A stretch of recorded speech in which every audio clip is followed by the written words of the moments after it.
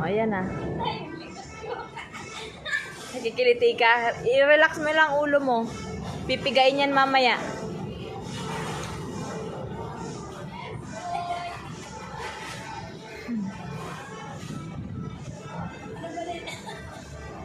Relax ka lang ma dyan. Gumanon ka lang, oh. Tawa-tawa eh.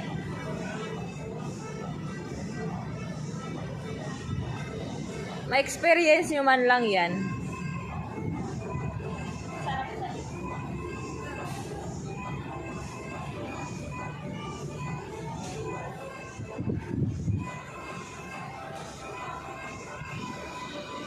Relax mo lang yung ulo mo. Huwag nyo iaangat yung ulo nyo. Pwede ka pa matulog 15 minutes.